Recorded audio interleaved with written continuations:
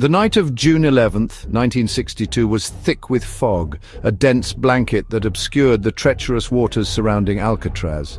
It swirled ominously around Alcatraz's cold stone walls, a natural accomplice to the daring plan unfolding within. Inside, the prison was deceptively quiet, just the usual symphony of snores and coughs echoing through the cell blocks. But in 3 specific cells, Frank Morris and the Anglin brothers were wide awake, their hearts pounding in anticipation and a healthy dose of fear. This was the night they'd attempt the impossible, a feat that many had dreamed of, but none had ever accomplished. Their goal? Escape from America's most secure prison, a fortress designed to crush hope and confine even the most determined spirits. Frank Morris, the mastermind behind the operation, was known for his exceptional intelligence, meticulous planning, and a long history of successful escapes from other institutions. The Anglin brothers, seasoned bank robbers with a knack for getting into and out of trouble, were his trusted partners in this audacious endeavor. Together they'd spent months meticulously preparing every aspect of their escape, knowing that failure meant certain death in the unforgiving waters or a lifetime languishing behind bars, a fate worse than death for men like them. Their plan was audacious in its simplicity, yet every detail was meticulously mapped out and rehearsed to perfection. They'd carefully studied the guard routines, patiently gathered essential materials, and worked tirelessly in secret, always aware of the ever-present risk of discovery. The signal? A quiet, almost imperceptible cough, one by one, with hearts pounding in their chests. They slipped silently through the expertly concealed holes behind their cells, leaving behind meticulously crafted dummy heads, made from soap, toilet paper, and strands of real hair painstakingly collected over weeks, all to fool the unsuspecting guards during their rounds. Moving like silent ghosts through a labyrinthine dark utility corridor, a place where shadows danced and secrets thrived, they scaled a network of pipes, ascending towards the promise of freedom on the roof above. The cold, biting night air hit them with full force, as they cautiously looked out over the swirling, treacherous bay, a vast expanse of water that stood between them and liberty. San Francisco's lights twinkled mockingly in the distance, a beacon of hope that seemed both tantalizingly close and impossibly far. They'd successfully made it out of the main prison building, a significant victory in itself. But the most dangerous and daunting part, crossing the icy, unforgiving channel, was just beginning, a challenge that would test their physical and mental limits. The escape was officially underway, a high-stakes gamble with everything on the line, and there was absolutely no turning back now. Every step they took was a gamble with death, a dance on the edge of oblivion. The city, so close and yet so far, seemed impossibly distant, a dream that might never be realized. Their only hope for survival rested on a crudely constructed homemade raft and the concealing embrace of the darkness. The guards, completely oblivious to the drama unfolding above them, continued their monotonous rounds, unaware that their prisoners were slipping away. The cleverly crafted dummy heads bought them precious hours, a critical advantage in their desperate bid for freedom. The men moved quickly and deliberately, knowing that even the slightest sound or misstep could lead to their discovery and certain doom. The roof was slick with moisture, making every movement treacherous, and the air was biting cold, chilling them to the bone. Below, the bay's powerful currents churned and swirled, waiting to claim any who dared to challenge their might. With a surge of adrenaline and a silent prayer, they carefully lowered their makeshift raft over the edge, their hearts racing with a mixture of hope and trepidation, the final and most formidable barrier standing between them and freedom. The water itself. With one last, lingering look back at the imposing prison that had held them captive for so long, they disappeared into the inky blackness of the night, swallowed by the vast and unforgiving waters of the San Francisco Bay. And so, the legend of the Alcatraz escape was born, a tale of daring, ingenuity, and the enduring human spirit's yearning for freedom. The world would wake the next morning to a baffling mystery, a story that would capture imaginations and fuel speculation for decades to come. The most secure prison in America, a symbol of impregnability, had just been outwitted, its defenses breached by 3 determined men with nothing left to lose. Alcatraz was more than a prison. It was a psychological weapon, a place designed to break the spirit. It was a symbol of hopelessness, a monument to the futility of resistance.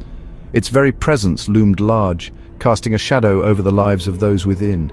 The government sent its most incorrigible criminals here, the ones they deemed beyond redemption, the outcasts of society. They were isolated, surrounded by frigid, deadly currents, a natural barrier that seemed impossible to overcome.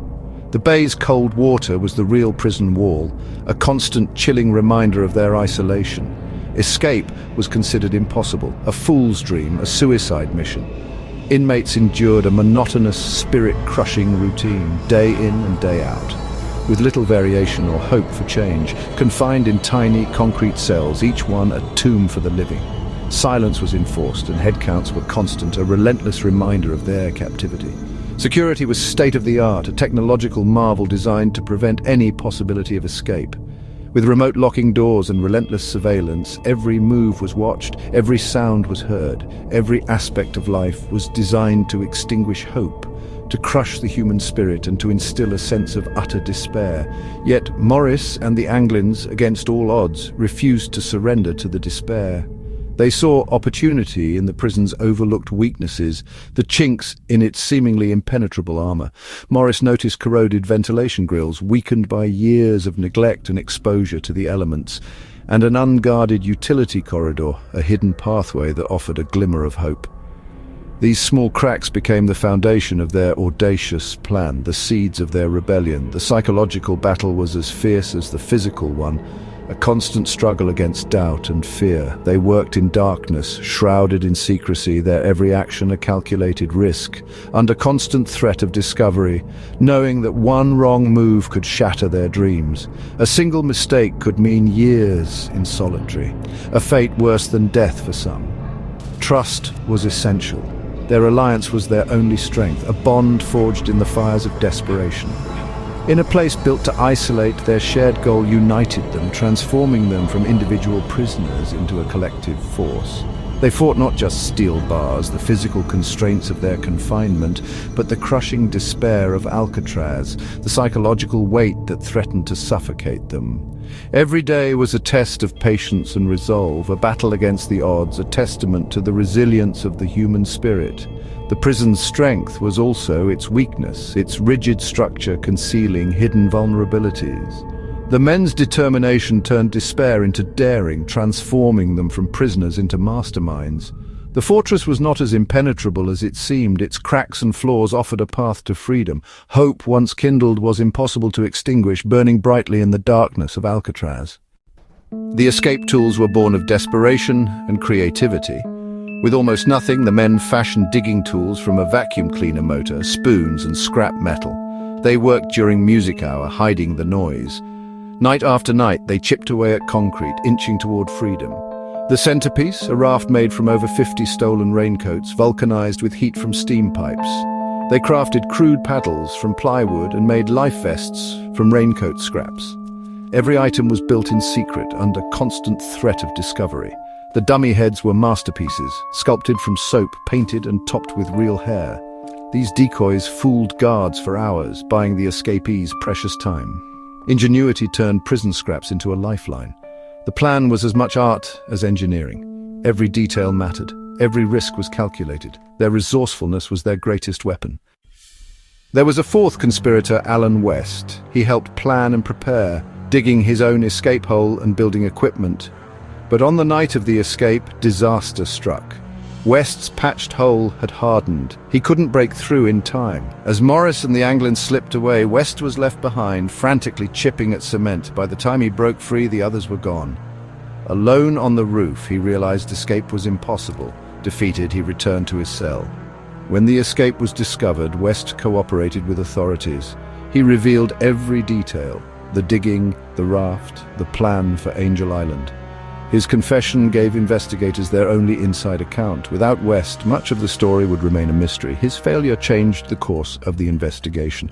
The authorities now had a roadmap to the escape. West's misfortune became history's key. The escape was discovered at 7:15 a.m. A dummy head rolled onto the floor during roll call. Alcatraz went into lockdown. A massive search began. The FBI and Coast Guard and local police scoured the bay and shorelines. Early finds: a wooden paddle near Angel Island, a wallet with Anglin's photos and the torn raft itself, a homemade life vest washed ashore, fueling the theory that the men drowned. Yet no bodies were ever found. The authorities insisted the bay claimed them, but the absence of remains kept the mystery alive. The case was officially closed in 1979 with the conclusion that the men drowned. Still, the lack of proof left room for doubt. The search was exhaustive, but the truth remained elusive. The evidence pointed both ways. The legend only grew. Some decades passed, the case cold until 2013. San Francisco police received a handwritten letter claiming to be from John Anglin. The author said he, Clarence, and Frank Morris survived. He described years on the run, offered to surrender for medical care, and claimed to be dying of cancer. The FBI reopened the case, testing the letter for DNA and handwriting. Results were inconclusive, neither confirmed nor disproved. The letter reignited public fascination. The Anglin family pointed to mysterious flowers sent to their mother and alleged sightings. Skeptics called it a hoax, believers saw hope. The letter was a tantalizing clue, but not proof. The mystery was alive again. The past refused to stay buried. The legend endured. For years, the bay's deadly currents and cold water were seen as insurmountable. The official story: the men drowned, swept out to sea. But in 2014, Dutch scientists modeled the bay's tides from that night. They found a narrow window. If the men launched between 11:30 p.m. and midnight, the currents could have carried them north, not out to sea. Debris would have washed up on Angel Island, matching what was found. The study proved survival was possible if the timing was perfect. Did Morris know the tides? He was meticulous, and tide tables were in the prison library. The escape required not just courage, but precise navigation. Science shifted the narrative from certain death to plausible success. The bay was no longer an absolute barrier. The men may have been brilliant navigators as well as daring escapees. The possibility of survival became real. The legend gained new life. The 1962 escape from Alcatraz is not just a historical event. It's now a modern myth, a story retold and reimagined through generations. It has been immortalized in countless books and gripping films, solidifying its place in popular culture. Frank Morris and the Anglin brothers became unlikely folk heroes, symbols of defiance against authority, and testaments to the unbreakable human spirit's yearning for freedom. The story's enduring power lies in its ambiguity. The unknown ending, the lingering question of their fate, keeps us captivated and fuels our imagination. Alcatraz itself is more than just a location. It's a character, grim, isolated, iconic, and forever etched in our collective memory. Millions visit the island every year, standing in the very cells the escapees occupied, peering at the infamous dummy heads and wondering, with a mix of awe and disbelief, could they have actually made it to freedom? The legend endures, because at its heart, it's a story about hope against seemingly impossible odds. Three ordinary men, armed with nothing more than spoons and raincoats, challenged the combined might of the prison system and the unforgiving forces of nature. Their elaborate plan was a true masterpiece of patience, meticulous planning, and sheer ingenuity. Whether they ultimately succeeded in their daring escape or not, their audacious attempt was, without a doubt, extraordinary. The escape, successful or not, shattered the long-held myth of an absolutely inescapable prison. Even in what seemed like the darkest and most hopeless of places, hope, against all odds, found a way to emerge. The story of Alcatraz is truly timeless, a powerful testament to the enduring human will to be free, no matter the cost. The mystery surrounding their fate will likely never die, continuing to fascinate us for generations to come. And so, Alcatraz's enduring legend lives on, a haunting reminder of what it means to strive for freedom. We stand at the edge of history, evidence and theories before us. The FBI insists the men drowned. The lack of bodies and new clues suggest otherwise. Family stories, scientific models, and a mysterious letter fuel hope. The truth is lost in the fog.